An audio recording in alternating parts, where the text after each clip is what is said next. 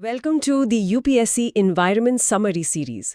इस सीरीज में हम शंकर आईएएस से यूपीएससी के लिए सबसे इम्पोर्टेंट टॉपिक्स को शॉर्ट और क्रिस्प तरीके से हाइब्रिड मॉडल में कवर करेंगे। आप इसे बाकी वीडियोस की तरह देख सकते हैं या फिर बिना देखे सिर्फ सुन सकते हैं। Today's topic is types of ecosystem. इस टॉपिक का समरी नोट्स के लिए हमारा टेलीग्राम चैनल ज्वाइन करें, लिंक डिस्क्रिप्शन में है। So let's dive deep into the topic. Ecosystem का क्लासिफिकेशन। इकोसिस्टम्स यानी हमारे आसपास के लिविंग और नॉन लिविंग कंपोनेंट्स का एक कॉम्प्लेक्स वेब। चलिए इसे समझने की शुरुआत करते हैं। मोटे तौर पर इन्हें कैसे क्लासिफाई किया जाता है? देखिए, प्राइमरली दो मेन टाइप्स हैं, नेचुरल इकोसिस्टम्स और आर्टिफिशियल इकोसिस्टम्स। नेचुरल इकोसिस्टम्स वो हैं जो प्रकृति में अपने आप विकसित होते हैं, मतलब प्लांट्स, एनिमल्स, माइक्रो ऑर्गेनिजम्स की कम्युनिटी जो अपने एनवायरनमेंट के साथ इंटरैक्ट करती है। अच्छा। हाँ, और एक फंक्शनल यूनिट की तरह काम करती है और काफ़ी हद तक आप कह सकते हैं सेल्फ सस्टेनिंग होती है। और इन नेचुरल इकोसिस्टम्स के भी कुछ प्रकार होंगे फिर? बिल्कुल। इन्हें दो मेजर कैटेगरीज में बांटा जाता है उनके फिजिकल एनवायरनमेंट के आधार पर। पहला है टेरेस्ट्रियल इकोसिस्टम्स जो ज़मीन पर पाए जाते हैं, जैसे कि फॉरेस्ट्स, ग्रासलैंड्स, डेजर्ट्स। और दूसरा है एक्वाटिक इकोसिस्टम्स। ये वो हैं जो पानी में होते हैं, जैसे पॉन्ड्स, रिवर्स, ओशंस। ओके। और आर्टिफिशियल इकोसिस्टम्स ये नेचुरल वाले से कैसे अलग हुए? आर्टिफिशियल इकोसिस्टम्स जैसा नाम से ही पता चलता है, ये इंसान द्वारा बनाए या मैनेज किए जाते हैं। इनमें भी बायोटिक और एबायोटिक कंपोनेंट्स होते हैं और उनके बीच इंटरैक्शन भी होता है, लेकिन ये नेचुरल इकोसिस्टम्स की तरह सेल्फ सस्टेनिंग नहीं होते हैं। मतलब इन्हें लगातार मदद चाहिए। एग्जैक्टली। इन्हें लगातार ह्यूमन इंटरवेंशन की ज़रूरत पड़ती है। इसके कॉमन एग्जाम्पल्स हैं जैसे एक्वेरियम्स हो गए, क्रॉप फील्ड्स जैसे धान के खेत, गार्डन्स या फिर जूज। इनमें नेचुरल प्रोसेसेस को काफ़ी हद तक कंट्रोल या मॉडिफाई किया जाता है। Terrestrial ecosystems, biomes. ओके, तो अब टेरेस्ट्रियल इकोसिस्टम्स पर फोकस करते हैं। इन्हें अक्सर बायोम्स भी कहा जाता है ना? ये शब्द काफी सुनने में आता है एनवायरमेंट स्टडीज में। एग्जैक्टली। बायोम एक लार्ज ज्योग्राफिकल एरिया होता है जिसे वहाँ के स्पेसिफिक क्लाइमेट और डोमिनेंट प्लांट और एनिमल लाइफ से कैरेक्टराइज किया जाता है। ये एक्सक्लूसिवली लैंड बेस्ड हैं।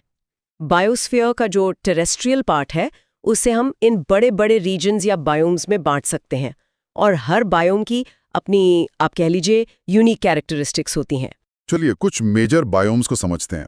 शुरुआत करते हैं सबसे ठंडे इलाकों से। टंड्रा कैसा होता है ये बायोम? हाँ, टुंड्रा बायोम ये देखिए दो टाइप्स का होता है। आर्कटिक टुंड्रा जो हाई लैटिट्यूड्स में मिलता है, और एल्पाइन टुंड्रा जो हाई ऑल्टीट्यूड्स पर पहाड़ों में होता है। इनकी सबसे बड़ी पहचान है पर्माफ्रॉस्ट, यानी परमानेंटली जमी हुई जमीन की एक लेयर। अच्छा, पर्माफ्रॉस्ट। हाँ, इसी पर्माफ्रॉस्ट के कारण यहाँ बड़े ट्रीज नहीं उग पाते। तो फिर वेजिटेशन कैसी होती है वहाँ अगर पेड़ नहीं है तो? वेजिटेशन बहुत लो ग्रोइंग होती है। आपको मिलेंगे मॉसेस, लाइकन्स, वही लाइकन्स जो रेनडियर मॉस बनाते हैं, जो रेनडियर का मुख्य भोजन है, सेजेस और कुछ ड्वार्फ श्रब्स। ट्रीज लगभग एब्सेंट ही होते हैं। और एनिमल्स निश्चय ही काफी अडेप्टेड होंगे। बिल्कुल, यहाँ के जीव एक्सट्रीम कोल्ड के लिए हाईली अडेप्टेड होते हैं, जैसे reindeer, Arctic fox, wolves, musk ox, polar bear, lemming और आर्कटिक हेयर। इन मैमल्स में आपको थिक फर मिलेगा, बॉडी साइज अक्सर बड़ा होता है, लेकिन टेल्स और एयर्स जैसे एक्सट्रेमिटीज छोटे होते हैं। हाँ, ताकि हीट लॉस कम हो। एलन्स रूल कहते हैं शायद इसे। कम से कम हो। इनकी लाइफ साइकिल भी लंबी हो सकती है।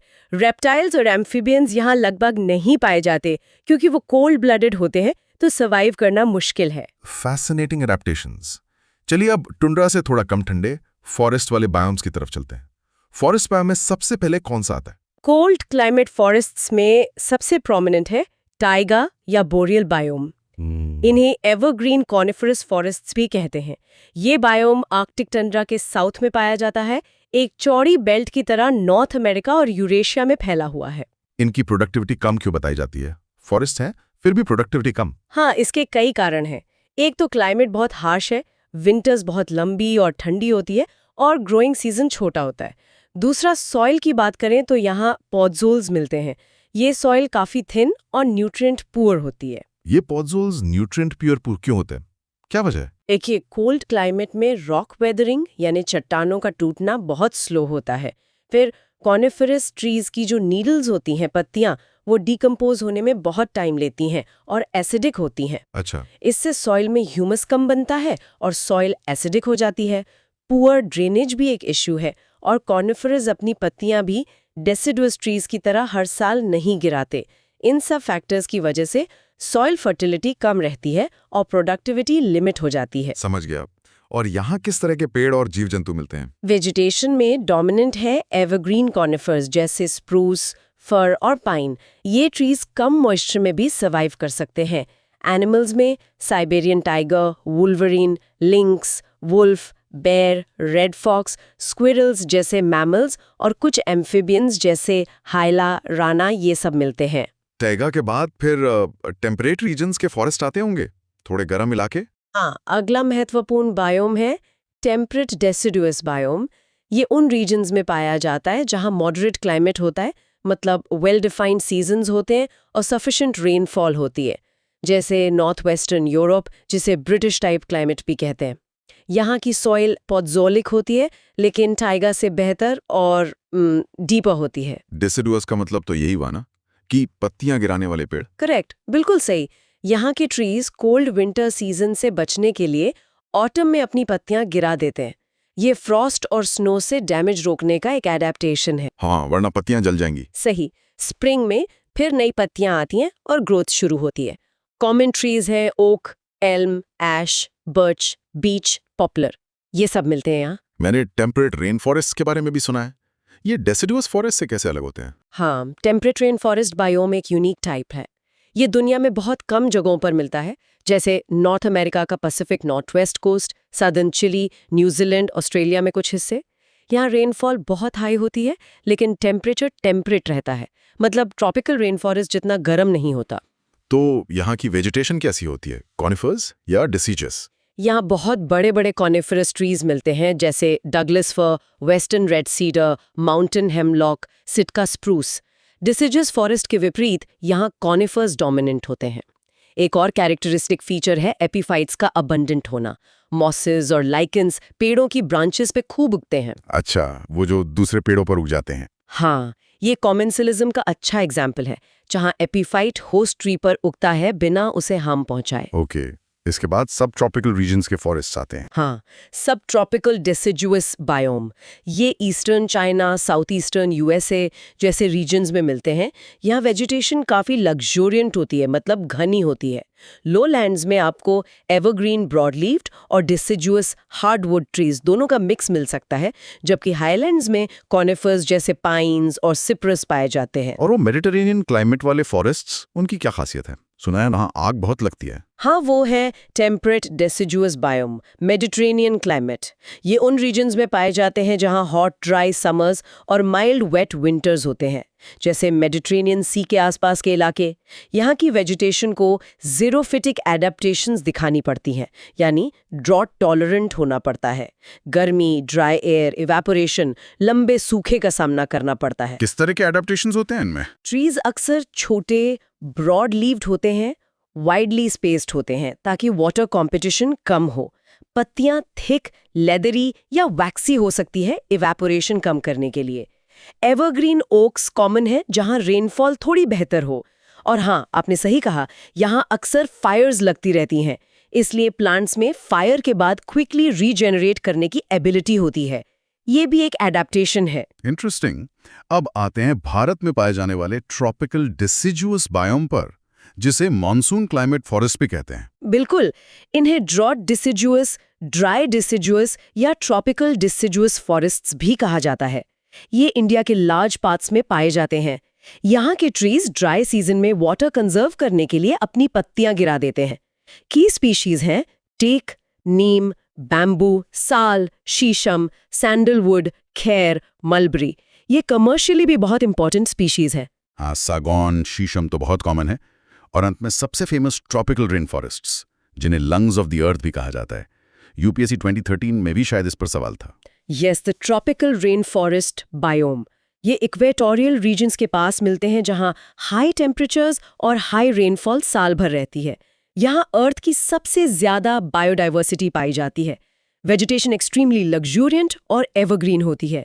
स्पीशीज डाइवर्सिटी फिनोमिनल है। एपीफाइट्स बहुत कॉमन है। सॉल्टी कोस्टल वाटर्स में मैंग्रोव फॉरेस्ट भी इसी बायोम का हिस्सा हो सकते हैं। यहाँ के स्ट्रक्चर की क्या खासियत बताई जाती है? वो लेयर्स वाला कॉन्सेप्ट। हाँ बिल्कुल, सनलाइट के लिए इंटेंस कंपटीशन होता है। प्लांट्स ऊपर की तरफ ग्रो करते हैं जिससे डिस्टिंक्ट वर्टिकल लेयर्स बन जाते हैं, फॉरेस्ट फ्लोर, अंडरस्टोरी, कैनोपी और फिर सबसे ऊपर इमर्जेंट लेयर। ये लेयर्ड स्ट्रक्चर, जिसे कैनोपी कहते हैं, अलग अलग माइक्रो हैबिटेट्स बनाता है और इसी वजह से इतनी हाई डाइवर्सिटी को सपोर्ट कर पाता है। इंपॉर्टेंट ट्रीज में महोगनी, एबनी, डाइवुड्स शामिल हैं। लेकिन ये खतरे में भी है, जैसा कि आपने पहले इशारा किया था डिफॉरेस्टेशन को लेके। डेफिनेटली डिफॉरेस्टेशन एक बहुत बड़ा थ्रेट है, स्पेशली लॉगिंग और एग्रीकल्चर के लिए लैंड क्लियर करना। जैसे पाम ऑयल प्लांटेशंस के लिए बहुत जंगल काटे गए हैं। बर्निंग भी एक मेजर इशू है। एस्टिमेट्स के अनुसार करीब 17% ग्लोबल रेन फॉरेस्ट कवर और लगभग 20% ब्राजीलियन अमेज़न रेन फॉरेस्ट इतने खत्म हो चुका है। ये बहुत बहुत चिंताजनक आंकड़े हैं। और इनके रीजनरेशन में भी दिक्कत है। यूपीएससी 2012 का सवाल शायद इसी से जुड़ा था कि ये जल्दी रीजनरेट क्यों नहीं होते। हाँ, ये एक क्रिटिकल पॉइंट है। अगर ट्रॉपिकल रेन फॉरेस्ट को क्लियर कर दिया जाए तो ये ट्रॉपिकल डेसिडुअस फॉरेस्ट की तुलना में बहुत स्लोली रीजनरेट होता है या शायद कभी अपने ओरिजिनल स्टेट में वापस ही ना आए। इसका मेन रीजन है कि रेन फॉरेस्ट की सॉइल सरप्राइजिंगली न्यूट्रिएंट पुअर होती है। अच्छा, लगता तो है कि इतनी वेजिटेशन है तो सॉइल रिच होगी। नहीं, असल में ज्यादातर न्यूट्रिएंट्स लिविंग बायोमास में यानी पेड़ पौधों में ही लॉक्ड होते हैं, सॉइल में नहीं। जब फॉरेस्ट क्लियर होता है तो वो न्यूट्रिएंट्स रैपिडली लीच हो जाते हैं या बारिश के पानी के साथ बह जाते हैं। इससे सॉइल बंजर जैसी हो जाती है और रीजनरेशन बहुत मुश्किल हो जाता है। ये वाकई में समझने वाली बात है। चलिए इनकी इंपॉर्टेंस को थोड़ा और डिटेल में समझते हैं। Why are these rainforests so crucial for the planet? इनकी इंपॉर्टेंस मल्टीफैसेटेड है, कई डायमेंशंस हैं इसके। पहला, oxygen production and carbon sink. ये अर्थ का लगभग 20% ऑक्सीजन प्रोड्यूस करते हैं और साथ ही ये massive amounts of carbon dioxide absorb करते हैं, तो क्लाइमेट रेगुलेशन में इनका बहुत बड़ा रोल है। लंग्स ऑफ द अर्थ इसीलिए कहते हैं। बिल्कुल। दूसरा, प्रेसिपिटेशन साइकिल। ये अपने रीजन के रेनफॉल को सिग्निफिकेंटली इन्फ्लुएंस करते हैं। लगभग 50 से 75% प्रेसिपिटेशन इवेपोट्रांसपिरेशन के थ्रू जनरेट होती है, मतलब प्लांट से जो वाटर वेपर रिलीज होता है। अच्छा, ये खुद ही बारिश करवाते हैं एक तरह से। हाँ, काफी हद तक। तीसरा, river systems. Amazon, Mekong, Congo जैसी दुनिया की कई बड़ी नदियां इन्हीं रेन फॉरेस्ट से ओरिजिनेट होती हैं या यहीं से फीड होती हैं। चौथा, बायोडाइवर्सिटी हॉटस्पॉट। ये अर्थ की आधी से ज्यादा वाइल्ड लाइफ स्पीशीज और 2/3 प्लांट स्पीशीज का घर है। एक एस्टिमेट के अनुसार 30 मिलियन से ज्यादा स्पीशीज यहाँ मिलती हैं। ये जेनेटिक डाइवर्सिटी का इनवैल्यूएबल रिजर्वॉयर है। इनक्रेडिबल। पांचवां, कमर्शियल एग्रीकल्चर। यहाँ की climate conditions coffee, cocoa, palm oil, rubber जैसी कैश क्रॉप्स के लिए बहुत कंड्यूसिव है, जहाँ 100 से 200 सेंटीमीटर रेनफॉल होती है। छठा, इंडिजिनस कम्युनिटीज। लाखों इंडिजिनस लोग फूड, शेल्टर, मेडिसिन और अपनी ट्रेडिशनल प्रैक्टिसेस जैसे सब्सिस्टेंस/बर्न एग्रीकल्चर के लिए इन फॉरेस्ट्स पर डायरेक्टली डिपेंडेंट हैं। और सातवां, क्लाइमेट कंट्रोल। ये सिर्फ लोकल ही नहीं, रीजनल क्लाइमेट्स और यहाँ तक कि ग्लोबल ओशन करंट्स को भी इन्फ्लुएंस करते हैं। वाकई में इनकी इंपॉर्टेंस बहुत ज्यादा है। फॉरेस्ट के बाद अब ग्रासलैंड बायोम्स की ओर बढ़ते हैं।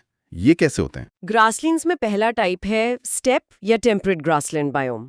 ये वास्ट ओपन एरियाज होते हैं जहाँ ग्रासेस डोमिनेंट वेजिटेशन है। ट्रीज या तो एब्सेंट होते हैं या बहुत स्कैटर्ड, मतलब बहुत दूर दूर होते हैं। यहाँ की ग्रासेस आमतौर पर छोटी होती हैं लेकिन काफ़ी न्यूट्रिशियस होती हैं, जो ग्रेजिंग एनिमल्स के लिए इंपॉर्टेंट है, जैसे सेंट्रल एशिया के स्टेप्स या नॉर्थ अमेरिका के प्रेरीज। ट्रीज क्यों नहीं होते हैं ज़्यादा? रेनफॉल इतनी नहीं होती कि लार्ज फॉरेस्ट्स को सपोर्ट कर सकें, लेकिन इतनी होती है कि ये डेजर्ट बनने से बच जाते हैं। ये फॉरेस्ट और डेजर्ट के बीच का एक ट्रांजिशन जोन जैसा है। पोलवर्ड जाने पर प्रेसिपिटेशन थोड़ी बढ़ सकती है, जिससे ये वुडेड स्टेप्स में ट्रांजिशन कर सकते हैं, जहाँ कुछ स्कैटर्ड कॉनिफर्स दिख सकते हैं। एनिमल डाइवर्सिटी यहाँ फॉरेस्ट जितनी हाई नहीं होती। और दूसरा टाइप? सवाना। ये तो काफ़ी सुना है, अफ्रीकन सवाना। हाँ, सवाना या tropical wet and dry biome. इन्हें tropical shrub lands and grasslands भी कहते हैं। ये ट्रॉपिकल रेन फॉरेस्ट्स और डेजर्ट्स के बीच ट्रांजिशन जोन्स में पाए जाते हैं। Africa, South America, Australia, India में भी मिलते हैं। यहाँ ग्रासेस काफ़ी टॉल होती हैं स्टेप के मुकाबले, और उनके बीच स्कैटर्ड ट्रीज होते हैं। यहाँ की ट्रीज में क्या खास एडेप्टेशंस होती हैं? सवाना ट्रीज अक्सर डेसिडुअस होते हैं, यानी ड्राई सीजन में पत्तियां गिरा देते हैं पानी बचाने के लिए। इनकी कैनपी अक्सर अम्ब्रेला शेप्ड होती है, बाग काफ़ी थिक होती है फायर रेजिस्टेंस के लिए, और कुछ में वाटर स्टोरिंग डिवाइसेस भी हो सकते हैं। अकेशियाज इसका क्लासिक एग्जाम्पल है। मैमल, बर्ड और रेप्टाइल डाइवर्सिटी यहाँ स्टेप से काफ़ी ज़्यादा रिच होती है। जैसे आपने कहा, अफ्रीकन सवाना इसका बेस्ट एग्जाम्पल है। सवानाज में आग की भूमिका भी महत्वपूर्ण बताई जाती है। क्या ये नेचुरल है या मैनेज्ड? दोनों हो सकते हैं, लेकिन managed fire savanna ecosystem management का एक इंटीग्रल पार्ट बन गया है। कई जगहों पर कैटल फार्मर्स या wild life authorities dry season में ग्रासलैंड्स को इंटेंशनली जलाते हैं। जलाते हैं क्यों? इससे पुरानी सूखी हुई ग्रास हट जाती है और बारिश के बाद फ्रेश न्यूट्रिशियस ग्रास उगती है, जो जानवरों के लिए बेहतर होती है। ये पैरासिटिक टिक्स को कंट्रोल करने और थॉर्नी स्क्रब मतलब कटीली झाड़ियों को फैलने से रोकने में भी मदद करता है। सवाना फायर्स को अक्सर कार्बन न्यूट्रल माना जाता है, क्योंकि जलने से निकली CO2 नई वेजिटेशन की ग्रोथ में वापस रीअब्जॉर्ब हो जाती है। Interesting concept. ग्रासलैंड्स के बाद अब सबसे ड्राई इकोसिस्टम्स, डेजर्ट्स की बात करते हैं। Right, the tropical and mid latitude desert biome. यहाँ रेनफॉल एक्सट्रीमली लो और इनफ्रीक्वेंट होती है, मतलब बहुत ही कम और कभी कभार। वेजिटेशन बहुत स्पार्स यानी बिखरी हुई होती है और ज़ेरोफिटिक एडेप्टेशंस शो करती है ड्रॉट रेजिस्टेंस। एग्जाम्पल्स हैं कैक्टाई, जो अपने स्टेम्स में वाटर स्टोर करते हैं, थॉर्नी बुशेस, ऐसी ग्रासेस जिनकी रूट्स पानी खोजने के लिए बहुत लंबी होती है, और स्कैटर्ड ड्वार्फ एकेशियाज। प्लांट्स ने पानी बचाने के लिए और क्या तरीके अपनाए हैं डेजर्ट्स में? बहुत सारे एडेप्टेशंस हैं। सीड्स की कवरिंग थिक और टफ होती है ताकि वो लंबे ड्राई स्पेल्स में डॉर्मेंट रह सकें और बारिश आने पर ही जर्मिनेट हों। श्रब्स की रूट्स या तो सरफेस पर फैली होती हैं ताकि रात की ड्यू को कैप्चर कर सकें, या फिर बहुत डीप जाती है ग्राउंड वाटर तक पहुंचने के लिए। लीव्स अक्सर स्मॉल, नीडल शेप्ड या होती ही नहीं है ताकि ट्रांसपिरेशन यानी वाटर लॉस थ्रू लीव्स कम से कम हो। फोलिएज पर वैक्सी कोटिंग, हेयर्स या लेदरी टेक्सचर भी वाटर लॉस घटाने में मदद करता है। टेरेस्ट्रियल इकोसिस्टम्स का बहुत अच्छा ओवरव्यू मिला। अब पानी की दुनिया में चलते हैं। एक्वाटिक इकोसिस्टम्स, इनका क्लासिफिकेशन कैसे होता है? पानी तो पानी है या इसमें भी फर्क है? हाँ, बिल्कुल फर्क है। एक्वाटिक इकोसिस्टम्स को प्राइमरीली पानी की सैलिनिटी यानी सॉल्ट कंटेंट के आधार पर क्लासिफाई किया जाता है। इसे पार्ट्स पर 1000 या PPT में मेजर करते हैं। तो 3 मेन सब ग्रुप्स हैं। 1, फ्रेश वाटर इकोसिस्टम। यहाँ सॉल्ट कंटेंट बहुत कम होता है, लेस देन 5 PPT। इसमें पानी कंटिन्यूअसली रिप्लेनिश होता रहता है रेनफॉल और रन ऑफ से। इसके भी 2 सब टाइप्स हैं। लेंथिक मतलब स्टिल या स्टैग्नेंट वाटर बॉडीज जैसे पॉन्ड्स, लेक्स, बॉग्स, स्वम्प्स, रुका हुआ पानी। लॉटिक मतलब फ्लोइंग वाटर बॉडीज जैसे स्प्रिंग्स, स्ट्रीम्स, रिवर्स, बहता हुआ पानी। ओके, लेंटिक और लॉटिक। 2, marine ecosystem. यहाँ सॉल्ट कॉन्सेंट्रेशन सी वाटर जितनी या उससे ज्यादा होती है, यानी 35 PPT या उससे अधिक। इसमें शैलो सीज और ओपन ओशंस आते हैं। 3, ब्रैकिश वाटर इकोसिस्टम्स। यहाँ सॉल्ट कंटेंट फ्रेश वाटर और मरीन के बीच होता है, टिपिकली 5 से 35 PPT के बीच। ये वहां बनते हैं जहां फ्रेश वाटर और सॉल्ट वाटर मिलते हैं, जैसे नदी समुद्र में मिलती है। एग्जैक्टली जैसे estuaries, salt marshes, mangrove swamps, mangrove forests. ये सब ब्रैकिश वाटर इकोसिस्टम्स के एग्जांपल्स हैं। अच्छा, अब पानी में रहने वाले ऑर्गेनिजम्स को उनके हैबिटेट के हिसाब से कैसे बांटा जाता है? कुछ तैरते हैं, कुछ नीचे रहते हैं। हाँ, उनके जोन ऑफ अकरेंस या उनकी हैबिट के बेसिस पर क्लासिफाई करते हैं। कुछ मेजर ग्रुप्स हैं। न्यूस्टोन, ये ऑर्गेनिजम्स एयर वाटर इंटरफेस पर रहते हैं, या तो सरफेस फिल्म के ऊपर या ठीक नीचे, जैसे कुछ फ्लोटिंग प्लांट्स या वाटर स्ट्राइडर बीटल्स। पेरीफिटॉन, ये ऑर्गेनिजम्स किसी सबस्ट्रेट से अटैच्ड रहते हैं, जैसे रूटेड प्लांट्स के स्टेम्स या लीव्स से, या बॉटम सेडिमेंट से निकली चीजों से, जैसे सेसाइल एल्गे, स्पंजेस। अच्छा, जो चिपके रहते हैं। हाँ, फिर आते हैं प्लैंकटन। ये माइक्रोस्कोपिक ऑर्गेनिजम्स होते हैं जो पानी में फ्लोट करते हैं और करंट्स के साथ ड्रिफ्ट करते हैं। इनकी अपनी स्विमिंग एबिलिटी लिमिटेड होती है या नहीं होती। इसमें 2 मेन टाइप्स हैं। फाइटोप्लैंक्टन, माइक्रोस्कोपिक प्लांट्स जैसे एल्गे, ये एक्वाटिक फूड चेन्स के प्राइमरी प्रोड्यूसर्स हैं, माने ऑटोट्रॉफ्स। ये अपना खाना खुद बनाते हैं फोटोसिंथेसिस से। जूओप्लैंक्टन, माइक्रोस्कोपिक एनिमल्स जैसे क्रस्टेशियंस, प्रोटोजोन्स। ये फाइटोप्लैंक्टन या दूसरे जूओप्लैंक्टन को खाते हैं, मतलब हेट्रोट्रॉफ्स हैं। फाइटोप्लैंक्टन और ज़ूओप्लैंक्टन, ये तो बहुत इंपॉर्टेंट टर्म्स हैं। बिल्कुल। फिर हैं नेक्टन। ये एक्टिवली स्विमिंग ऑर्गेनिजम्स होते हैं जो वाटर करंट्स को ओवरकम कर सकते हैं, जैसे फिश, टर्टल्स, व्हेल्स। और आखिर में बेंथोस। ये वाटर बॉडी के बॉटम यानी तलछटी में रहने वाले ऑर्गेनिजम्स हैं। ये सेसाइल अटैच्ड हो सकते हैं, क्रीपिंग रेंगने वाले हो सकते हैं, या बरोइंग बिल बनाकर रहने वाले हो सकते हैं, जैसे क्रैब्स, ऑयस्टर्स, वर्म्स। ओके, तो ये हो गए ऑर्गेनिजम्स के टाइप्स। अब इन एक्वाटिक इकोसिस्टम्स की प्रोडक्टिविटी को कौन से फैक्टर्स लिमिट करते हैं? जैसे टेरेस्ट्रियल में क्लाइमेट, सॉइल था। मतलब एक्वाटिक में भी लिमिटिंग फैक्टर्स होते हैं। सेवरल फैक्टर्स हैं, लेकिन 3 की लिमिटिंग फैक्टर्स हैं। सनलाइट, डिसॉल्व्ड ऑक्सीजन डीओ, और टेम्परेचर। सनलाइट, लाइट पेनिट्रेशन पानी की डेप्थ के साथ कम होती जाती है। एग्जैक्टली। ये प्लांट डिस्ट्रीब्यूशन और फोटोसिंथेसिस को डिटरमाइन करता है। हम वाटर कॉलम को 2 जोन्स में बांट सकते हैं, फोटिक और यूफोटिक जोन। ये सरफेस से वो डेप्थ है जहां तक सफिशिएंट लाइट पहुंचती है, यूजुअली जहां लाइट इंटेंसिटी सरफेस का 1% रह जाती है फोटोसिंथेसिस के लिए। सारा प्राइमरी प्रोडक्शन यहीं होता है। एफोटिक और प्रोफंडल जोन। फोटिक जोन के नीचे का गहरा हिस्सा, जहां लाइट पेनिट्रेशन नेग्लिजिबल होती है। यहां फोटोसिंथेसिस नहीं होती। यहां लाइफ या तो कीमोसिंथेसिस या ऊपर से आने वाले डेड ऑर्गेनिक मैटर डिट्राइटस पर डिपेंड करती है। मतलब अंधेरा होता है नीचे। हाँ, बिल्कुल। दूसरा फैक्टर है डिसॉल्व्ड ऑक्सीजन डीओ। पानी में घुली हुई ऑक्सीजन एक्वाटिक लाइफ के लिए बेहद क्रूशियल है। फ्रेश वाटर में इसकी एवरेज कॉन्सेंट्रेशन सिर्फ 10 ppm होती है, जो हवा से लगभग 150 गुना कम है। सिर्फ 10 ppm? काफी कम है ये तो।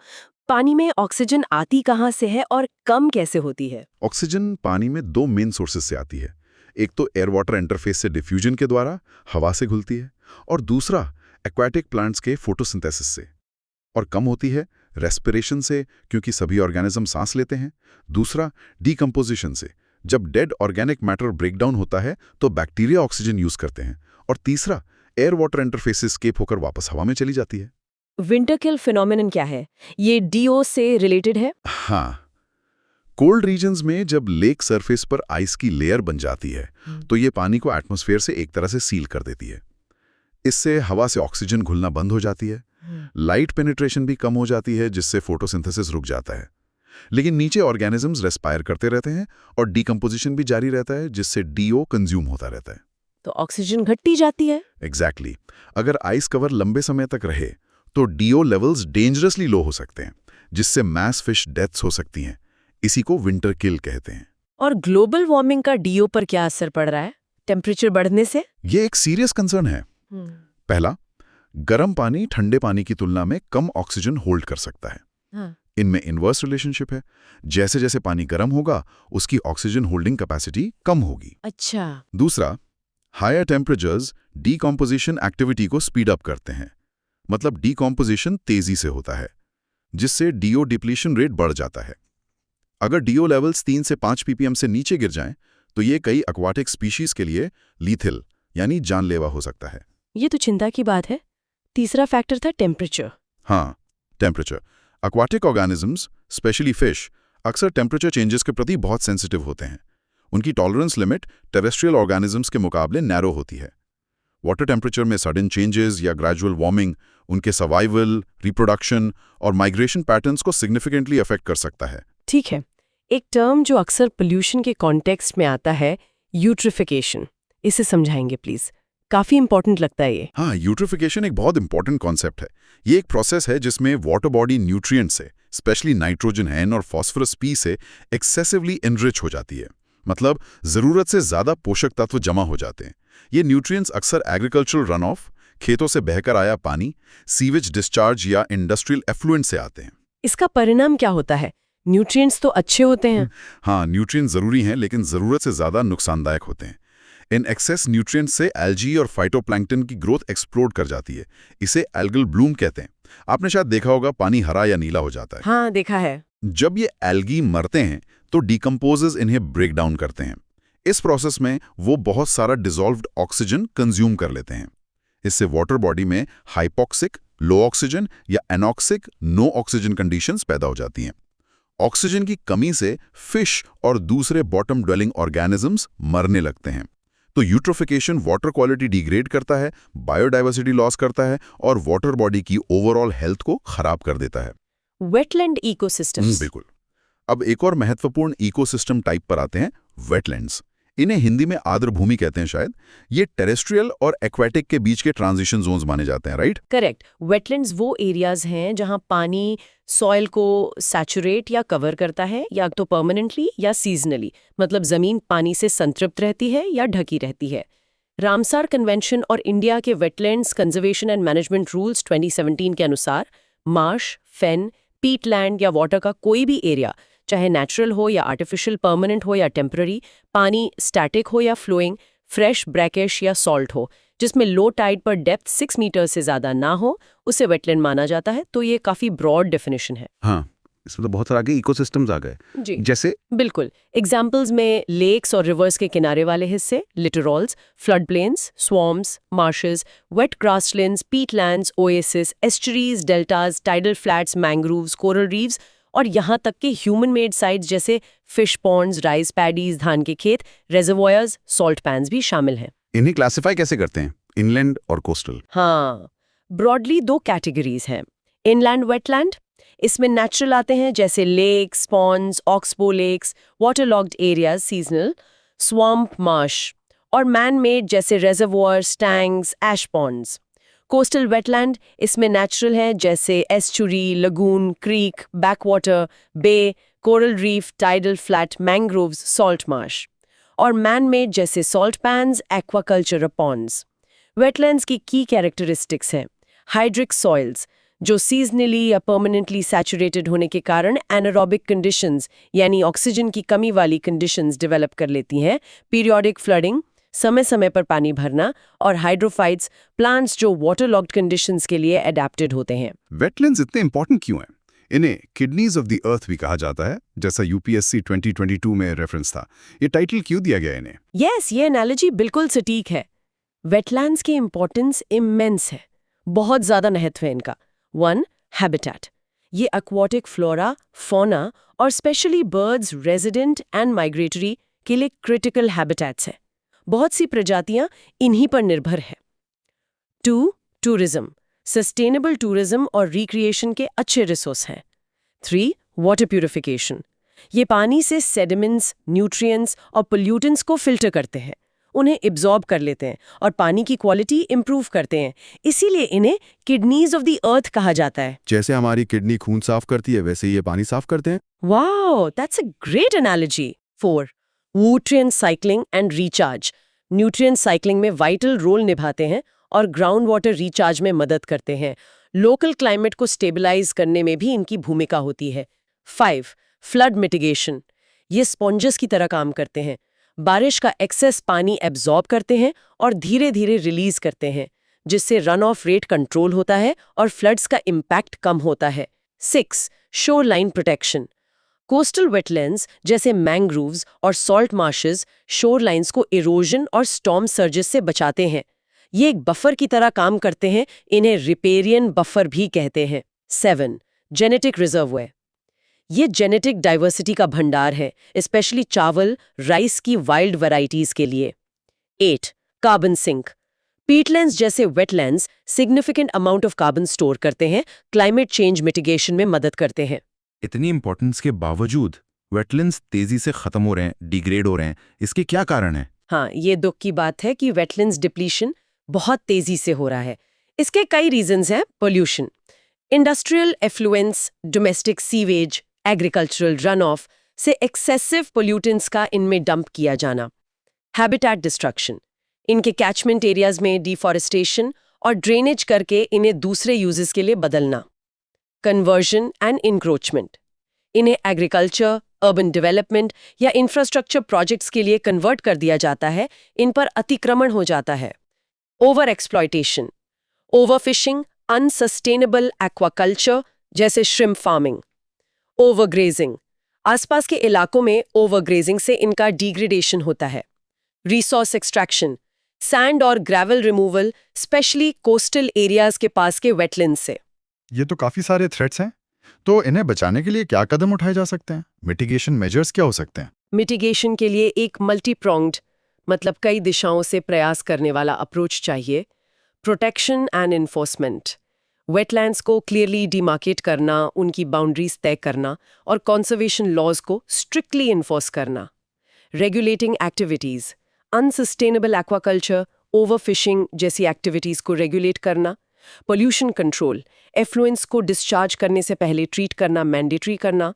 रेस्टोरेशन, नेचुरल रीजनरेशन को अलाउ करना, ग्रेजिंग रोकना। जहां जरूरी हो आर्टिफिशियल रीजनरेशन करना, मतलब पौधे लगाना आदि। कैचमेंट मैनेजमेंट, इनके कैचमेंट एरिया में afforestation, soil conservation, weed control और इन्वेजिव स्पीशीज का मैनेजमेंट करना। Conservation and awareness, wild life conservation पर ध्यान देना, सस्टेनेबल टूरिज्म को प्रमोट करना और लोकल कम्युनिटीज को सेंसिटाइज करना और उन्हें कंजर्वेशन एफर्ट्स में इन्वॉल्व करना। हाँ, लोकल इन्वॉल्वमेंट बहुत जरूरी है। बिल्कुल। साथ ही यूट्रिफिकेशन अबेटमेंट मतलब न्यूट्रिएंट इनपुट्स को मैनेज करना सबसे क्रूशियल है। लोकल पॉपुलेशन को कंजर्वेशन एफर्ट्स में पार्टनर बनाना, क्योंकि वो सबसे करीब होते हैं और उनके पार्टिसिपेशन के बिना सक्सेस मुश्किल है। Measures to protect wetlands in India. Bharat में वेटलैंड्स प्रोटेक्शन के लिए क्या स्पेसिफिक लीगल और पॉलिसी मेजर्स लिए गए हैं? सरकार क्या कर रही है? भारत ने वेटलैंड्स कंजर्वेशन के लिए कई महत्वपूर्ण कदम उठाए हैं। एक की इनिशिएटिव है national plan for conservation of aquatic ecosystems (NPCA). ये एक सेंट्रली स्पॉन्सर्ड स्कीम CSS है जो लेक्स और वेटलैंड्स दोनों के इंटीग्रेटेड कंजर्वेशन के लिए है, मतलब दोनों को एक साथ कंजर्व करने का प्लान है। इससे पहले की दो schemes national lake conservation plan (NLCA) और national wetlands conservation programme (NWCP) को मर्ज करके बनाया गया है। इसका फंडिंग पैटर्न और मैनेजमेंट कैसा है? कौन जिम्मेदार है? फंडिंग पैटर्न सेंटर और स्टेट के बीच 70-30 का है। नॉर्थ ईस्टर्न स्टेट्स के लिए ये 90-10 है, मतलब केंद्र ज्यादा शेयर देता है। Ministry of environment, forest and climate change (MOFCC) इसे कोऑर्डिनेट करती है, जबकि इंप्लीमेंटेशन की जिम्मेदारी स्टेट यूटी गवर्नमेंट्स की होती है। वेटलैंड्स आइडेंटिफिकेशन के क्राइटेरिया काफ़ी हद तक रामसर कन्वेंशन पर बेस्ड हैं। लीगल फ्रेमवर्क की बात करें तो पहले वेटलैंड्स कंजर्वेशन मैनेजमेंट रूल्स 2010 थे। ये एनवायरनमेंट प्रोटेक्शन एक्ट 1986 के तहत लीगली एनफोर्सेबल थे। इनमें इंप्लीमेंटेशन के लिए एक central wetland regulatory authority CWRA थी। इन रूल्स में प्रोहिबिटेड और रेगुलेटेड एक्टिविटी स्पेसिफाई की गई थी। एक इंपॉर्टेंट बात यह थी कि ये वेटलैंड्स के ड्रेनेज और कैचमेंट रीजन्स को भी इंक्लूड करते थे। UPSC 2022 में इस पर रेफरेंस था। और अब 2010 वाले रूल्स बदल गए हैं, अब नए रूल्स हैं। हाँ, 2010 रूल्स को वेटलैंड्स कंजर्वेशन मैनेजमेंट रूल्स 2017 ने रिप्लेस कर दिया। इन नए रूल्स का एक मेजर चेंज है डिसेंट्रलाइजेशन। मैनेजमेंट की पावर्स स्टेट्स और यूटीज को ज्यादा दी गई हैं। नेशनल लेवल पर एक नेशनल वेटलैंड्स कमिटी NWC है, जिसका रोल मेनली एडवाइजरी है। इसे MUI FCC सेक्रेटरी हेड करते हैं और ये NPCA इम्प्लीमेंटेशन को ओवरसी करती है। लेकिन असली पावर अब स्टेट लेवल पर स्टेट वेटलैंड अथॉरिटी SWA के पास है। इसे स्टेट के एनवायरनमेंट मिनिस्टर हेड करते हैं और इसमें वेरियस एक्सपर्ट शामिल होते हैं। तो SWA की क्या रिस्पॉन्सिबिलिटीज हैं? क्या काम करती है ये अथॉरिटी? स्वाग के पास सिग्निफिकेंट पावर्स और रिस्पॉन्सिबिलिटीज हैं, जैसे वेटलैंड्स के कंजर्वेशन और वाइज यूज समझदारी से उपयोग को इंश्योर करना, स्पेसिफिक वेटलैंड्स को नोटिफाई करने के लिए रेकमेंड करना, प्रोहिबिटेड और रेगुलेटेड एक्टिविटीज की लिस्ट बनाना, स्टेट के सभी वेटलैंड्स की लिस्ट तैयार करना जो नोटिफाइड हैं और जो नोटिफाई होने हैं, और एक कॉम्प्रिहेंसिव डिजिटल इन्वेंट्री बनाना और उसे हर 10 साल में अपडेट करना। तो काफी काम है इनके पास। 217 रूल्स के तहत कौन से एरियाज वेटलैंड नहीं माने जाते? कुछ एक्सक्लूजन्स भी हैं। हाँ, कुछ स्पेसिफिक एरियाज को एक्सक्लूड किया गया है, जैसे रिवर चैनल्स, पैडी फील्ड्स, धान के खेत, ह्यूमन मेड वाटर बॉडीज जो स्पेसिफिक पर्पसेस के लिए बने हैं, जैसे industrial water supply, aquaculture, salt production, drinking water supply, और वो एरियाज जो Indian forest act, wildlife protection act या coastal regulation zone CRZ notification के तहत आते हैं, उन्हें भी इन रूल्स के तहत वेटलैंड नहीं माना जाता। और प्रोहिबिटेड एक्टिविटीज कौन सी हैं? क्या बिल्कुल मना है करना वेटलैंड्स में? इसमें शामिल हैं वेटलैंड का नॉन वेटलैंड यूज में कन्वर्जन, जैसे कंस्ट्रक्शन करना, नई इंडस्ट्री लगाना या एग्जिस्टिंग का एक्सपेंशन करना, हजार्डस सब्सटेंसेस की हैंडलिंग या स्टोरेज करना, सॉलिड वेस्ट डंपिंग करना, अनट्रीटेड सीवेज या इंडस्ट्रियल एफ्लुएंस का डिस्चार्ज करना, एनक्रोचमेंट, अतिक्रमण करना, और पोचिंग, अवैध शिकार करना। ये सब पूरी तरह से प्रतिबंधित हैं। इन 2017 रूल्स को लेकर कुछ कंसर्न्स भी उठाए गए हैं, क्रिटिसिज्म्स। हाँ, कुछ कंसर्न्स हैं। एक, ये रूल्स अपील प्रोसेस पर साइलेंट है, मतलब अगर कोई एसडब्ल्यूए के फैसले से सहमत नहीं है तो अपील कहाँ करेगा, ये क्लियर नहीं है। 2010 रूल्स के तहत नेशनल ग्रीन ट्राइब्यूनल एनजीटी में अपील पॉसिबल थी। अच्छा, ये तो एक कमी है। हाँ, दूसरा, वाइज यूज टर्म की डेफिनेशन काफी सब्जेक्टिव रखी गई है, जिसे एसडब्ल्यूए डिटरमिन करेगी। क्रिटिक्स का मानना है कि इससे मैनिपुलेशन का स्कोप बन सकता है और पावरफुल इंटरेस्ट्स वेटलैंड्स को नुकसान पहुंचा सकते हैं वाइज यूज के नाम पर। Ramsar convention. वेटलैंड्स कंजर्वेशन में इंटरनेशनल कोऑपरेशन भी इंपॉर्टेंट है, जैसा आपने बताया। Let's talk about the Ramsar convention. ये क्या है और क्यों इंपॉर्टेंट है? Absolutely. The Ramsar Convention on Wetlands of International Importance, especially as waterfowl habitat, जिसे शॉर्ट में रामसर कन्वेंशन कहते हैं, एक इंटरनेशनल ट्रीटी है। इसका मेन एम है वेटलैंड्स का कंजर्वेशन और सस्टेनेबल यूज, जिसे ये वाइज यूज कहते हैं, के लिए एक फ्रेमवर्क प्रोवाइड करना। इसे यूनेस्को के ऑस्पिसेस में अडॉप्ट किया गया था। इसका नाम रामसर क्यों है? ईरान से कुछ कनेक्शन है? बिल्कुल, क्योंकि इसे 2 फरवरी 1971 को ईरान के रामसर शहर में साइन किया गया था, इसीलिए 2 फरवरी को वर्ल्ड वेटलैंड्स डे भी मनाया जाता है। ये एकमात्र ग्लोबल एनवायरमेंटल ट्रीटी है जो किसी पर्टिकुलर इकोसिस्टम टाइप यानी वेटलैंड्स से डील करती है। करंटली 172 कंट्रीज इसके कंट्रैक्टिंग पार्टीज हैं। भारत इसका सदस्य कब बना और इसके ऑब्लिगेशंस क्या हैं? मतलब सदस्य बनने पर देशों को क्या करना होता है? इंडिया 1 फरवरी 1982 से रामसर कन्वेंशन का पार्टी है। कन्वेंशन ज्वाइन करने पर हर कंट्रैक्टिंग पार्टी की प्राइमरी ऑब्लिगेशन ये है कि वो अपनी टेरिटरी में कम से कम एक वेटलैंड को वेटलैंड ऑफ इंटरनेशनल इंपॉर्टेंस, जिसे रामसर साइट कहते हैं, डेजिग्नेट करे और उसे रामसर लिस्ट में शामिल करवाए। 2023 वर्ल्ड वेटलैंड्स डे का थीम था it's time for wetlands restoration, जो इसकी इंपॉर्टेंस दिखाता है। दुनिया भर में और भारत में रामसर साइट्स की क्या स्थिति है? कितनी साइट्स हैं? वर्ल्ड वाइड 2400 से ज्यादा रामसर साइट्स हैं, जिनका total area 2.5 million square kilometre से ज्यादा है। सबसे ज्यादा साइट्स यूके 175 और मेक्सिको 142 में है। एरिया वाइज सबसे बड़ा रामसर कवरेज बोलिविया में है। इंडिया में एज ऑफ रीसेंट डेटा अगस्त 2023 तक 75 रामसर साइट्स हैं, जिनका टोटल एरिया लगभग 13,266 किलोमीटर है। ये कंट्री के टोटल वेटलैंड एरिया का करीब 10% है। ये साइट्स 18 स्टेट्स और यूटीज में फैली हुई हैं। इंडिया का largest Ramsar site Sundarbans wetland West Bengal है। किसी वेटलैंड को रामसर साइट का दर्जा कैसे मिलता है? What are the criteria?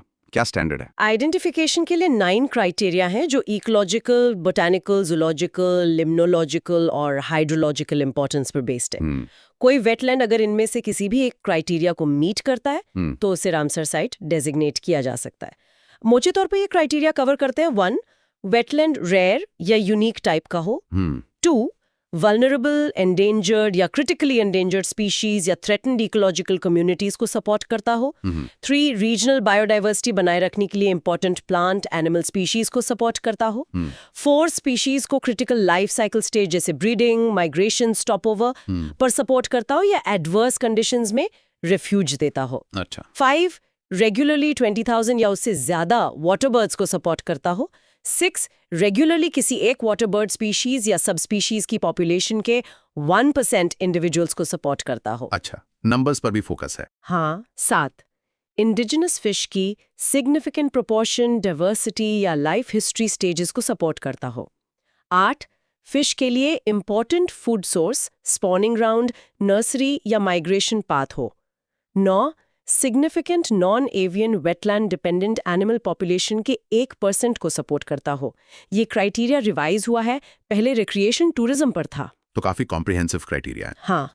क्या किसी साइट को लिस्ट से हटाया भी जा सकता है अगर वो डिग्रेड हो जाए तो? कन्वेंशन प्रोविजंस के अनुसार अगर कोई कॉन्ट्रैक्टिंग पार्टी अपने अर्जेंट नेशनल इंटरेस्ट के कारण किसी रामसर साइट को डिलीट करती है या उसकी बाउंड्रीज रिस्ट्रिक्ट करती है, तो उसे कॉम्पेंसेशन के तौर पर एडिशनल नेचर रिजर्व्स क्रिएट करने चाहिए।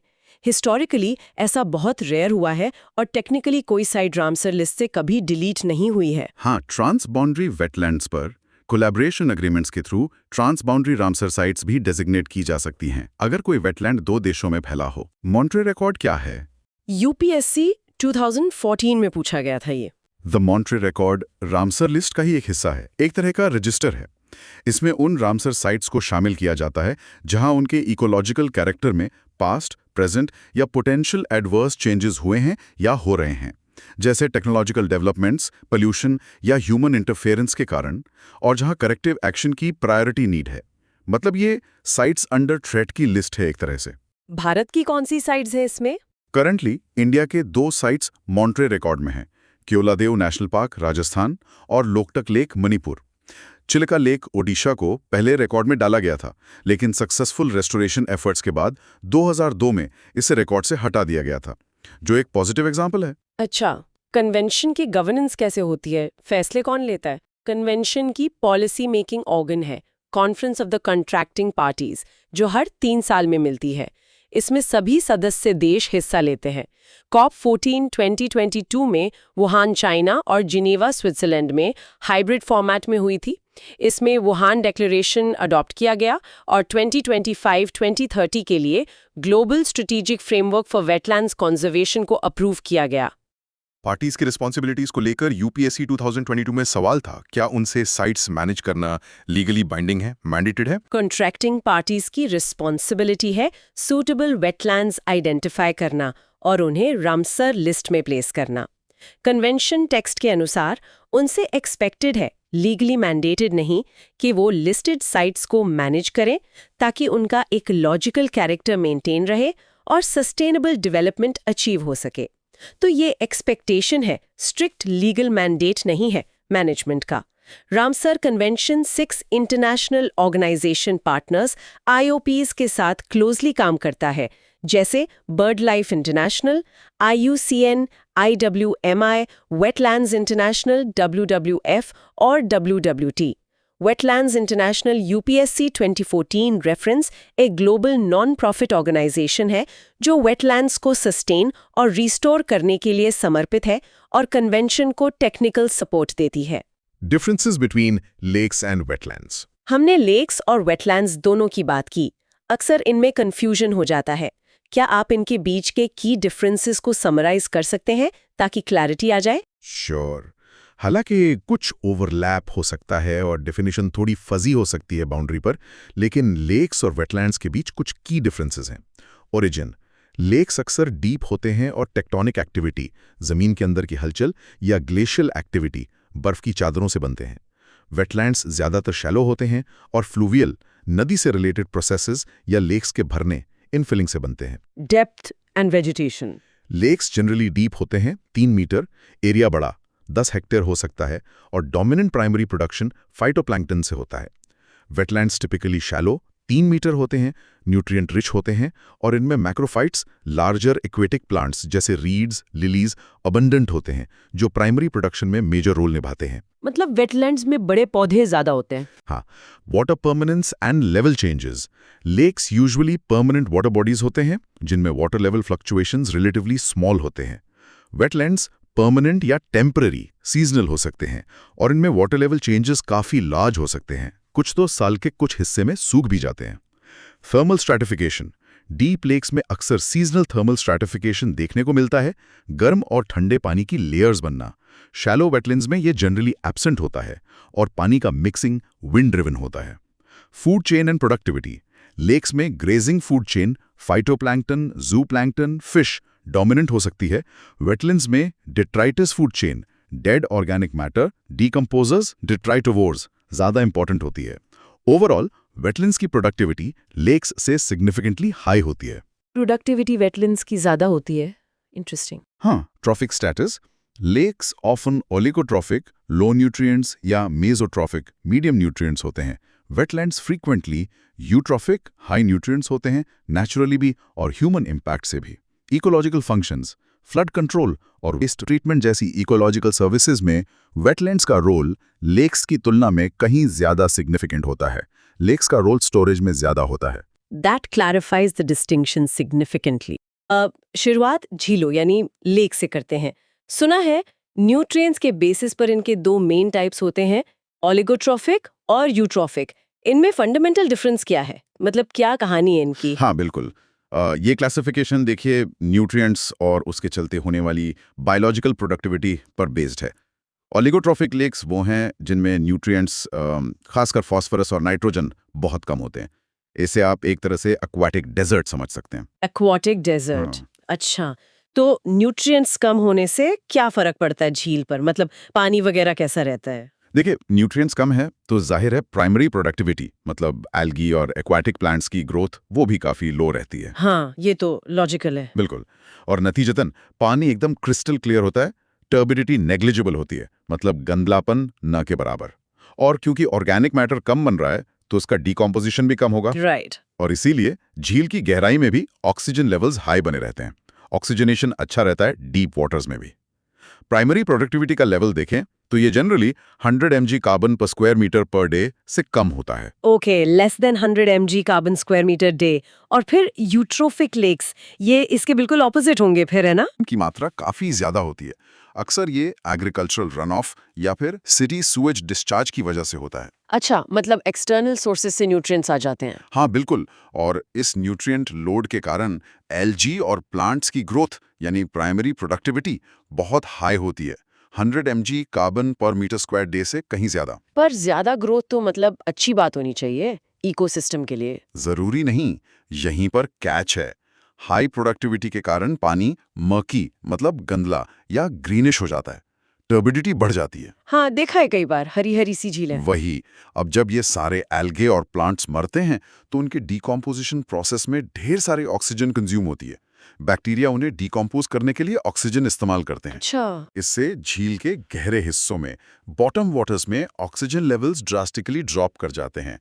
इसे हाइपोक्सिया कहते हैं, या कभी-कभी एनॉक्सिया भी, मतलब ऑक्सीजन बिल्कुल खत्म। ओ, तो फिर डीप वाटर लाइफ का क्या होता है, फिशेस वगैरह? वही दिक्कत आती है। हाइपोक्सिया के कारण गहरे पानी में रहने वाली मछलियां और दूसरे जीव मरने लगते हैं।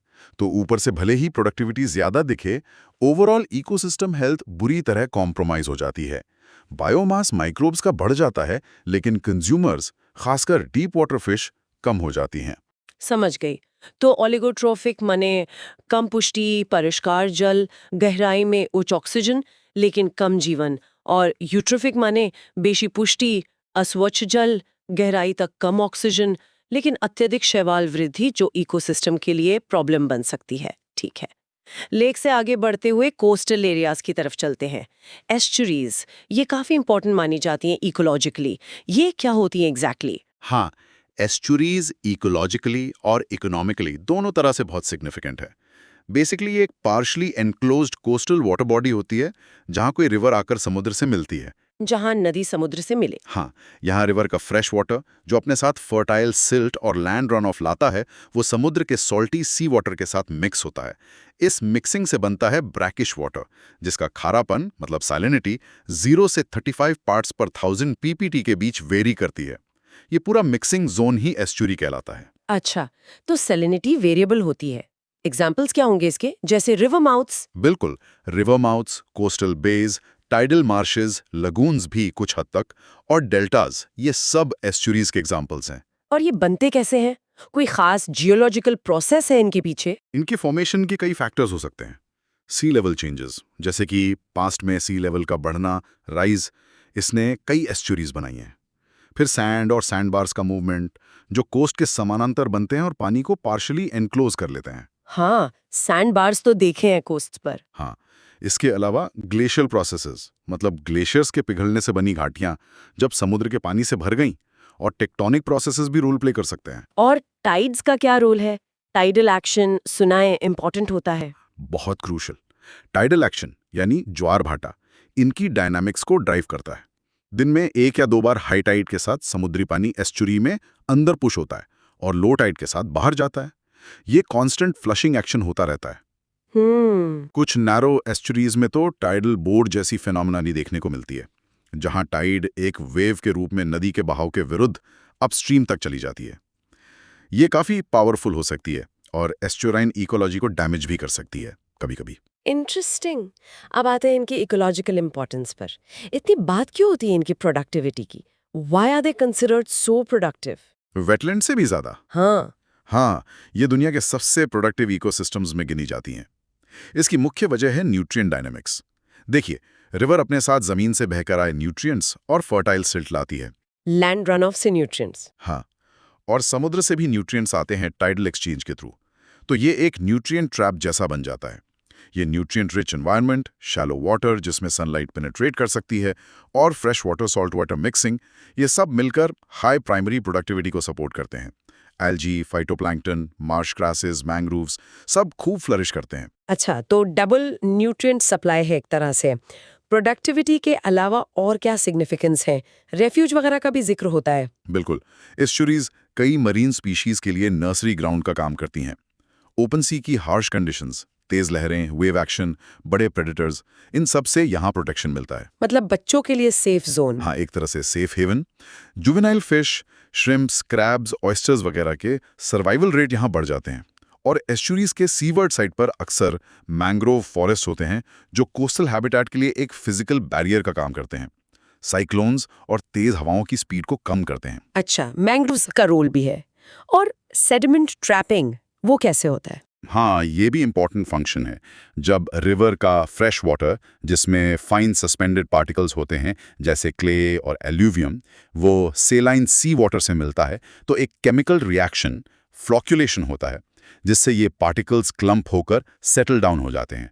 प्रेसिपिटेशन होता है इनका। अच्छा, खारे पानी से मिलकर वो जम जाते हैं। हाँ, जम के नीचे बैठ जाते हैं। मैंग्रोव्स की जड़ें इस प्रोसेस को और एनहांस करती हैं। वो पानी के फ्लो को स्लो करके और सेडिमेंट को ट्रैप करके रखती हैं। इससे धीरे धीरे लैंड बिल्ड होती है, जिसे डेल्टा फॉर्मेशन कहते हैं, एस्चुरीज के आसपास। वाओ, तो ये जमीन बनाने में भी मदद करती हैं। और न्यूट्रिएंट्स का क्या? न्यूट्रिएंट हब जैसा कुछ? यस, सेडिमेंट ट्रैप करने के साथ साथ ये न्यूट्रिएंट्स भी ट्रैप करती हैं। ये कोस्टल कैचमेंट्स और मरीन एनवायरनमेंट के बीच एक बफर का काम करती हैं।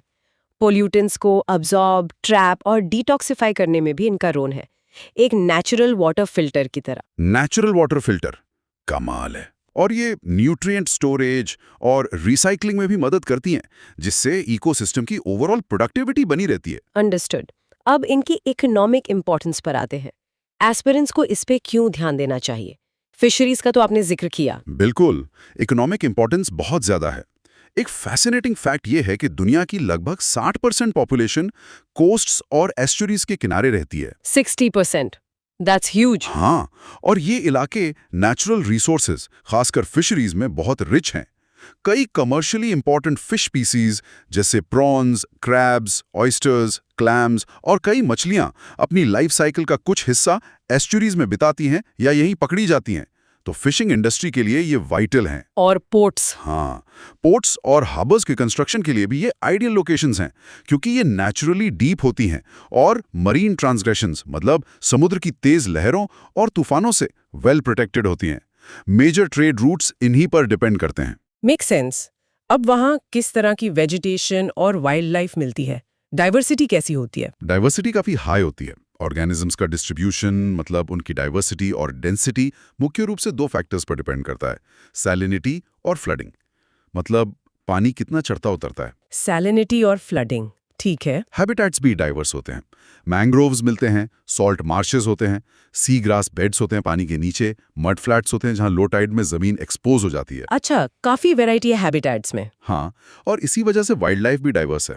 टेरेस्ट्रियल लाइफ में देखें तो आसपास के इलाकों में वुड स्टॉक्स, पेलिकन्स जैसे पक्षी, कॉनिफेरस और डिसीडियस ट्रीज, बटरफ्लाइज वगैरह मिल सकते हैं। और पानी में एक्वेटिक लाइफ? एक्वेटिक लाइफ में सी टर्टल्स, सी लायंस कुछ जगहों पर, sea catfish, salt tolerant grasses, salt grasses, sea grass, bulrush जैसी प्लांट्स, और हाँ, फाइटोप्लैंक्टन जो फूड वेब का बेस हैं।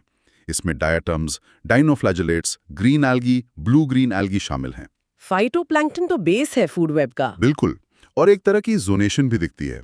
सी कोस्ट की तरफ जहां सैलिनिटी ज्यादा है, वहां मरीन एल्गी और सी ग्रासेस ज्यादा मिलते हैं, जबकि रिवर्स और डेल्टास के माउथ के पास जहां फ्रेश वाटर इन्फ्लुएंस ज्यादा है, वहां मैंग्रोव फॉरेस्ट्स पाए जाते हैं। ओके, तो जोनेशन सैलिनिटी ग्रेडियंट के हिसाब से होती है।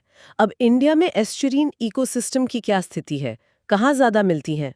इंडिया में जैसा मैंने पहले कहा, 14 मेजर, 44 मीडियम और 162 माइनर रिवर्स समुद्र में ड्रेन होती हैं, तो एस्चुरीज काफी हैं। मेजर एस्चुरीज ज्यादातर ईस्ट कोस्ट पर मिलती हैं। ईस्ट कोस्ट पर क्यों? क्योंकि ईस्ट कोस्ट पर बड़ी हरिया है, गंगा, ब्रह्मपुत्रा, महानदी, गोदावरी, कृष्णा, कावेरी, जो बड़े बड़े डेल्टा बनाती हैं। इनका ड्रेनेज बेसिन बड़ा है, स्लोप जेंटल है, तो ये ज्यादा सेडिमेंट लाती हैं और वाइड एस्चुरीज बनाती हैं। अच्छा, बड़ी नदियाँ, बड़े डेल्टा, बड़ी एस्चुरीज, वेस्ट कोस्ट का क्या सीन है? वेस्ट कोस्ट पर एस्चुरीज छोटी हैं क्योंकि वेस्टर्न घाट्स कोस्ट के बहुत नजदीक हैं, तो नदियां छोटी हैं, उनका रास्ता स्टीप है, वो तेजी से बहती हुई समुद्र में गिर जाती हैं और ज्यादा बड़ा डेल्टा या एस्चुरी नहीं बना पाती। नर्मदा और तापी एक्सेप्शंस हैं जो रिफ्ट वैलीज में बहती हैं और एस्चुरीज बनाती हैं। Got it. और मेजर सीपोर्ट्स भी इन्हीं एस्चुरीज पर होते हैं? हाँ, कई मेजर सीपोर्ट्स एस्चुरीज पर लोकेटेड हैं। जैसे गोवा में जुआरी एस्चुरी पर मोरमुगांव पोर्ट एक अच्छा एग्जाम्पल है। कोलकाता पोर्ट हुगली एस्चुरी पर है। विशाखापट्टनम, कोच्चि, ये सब इंपॉर्टेंट एस्चुरीन पोर्ट्स हैं। कोई खतरा है इन पर? यस, अनफॉर्चुनेटली कई सीरियस थ्रेट्स हैं। सबसे बड़ा खतरा है changes in water flow. Reverse के कैचमेंट्स में मॉडिफिकेशंस, जैसे डैम्स बनाना, बैरेजेस, कैनाल्स निकालना। पानी रोक लेना या डाइवर्ट कर देना। हाँ, इससे एस्चुरी में फ्रेश वाटर का इनफ्लो कम हो जाता है, सैलिनिटी बैलेंस बिगड़ जाता है, सेडिमेंट आना कम हो जाता है।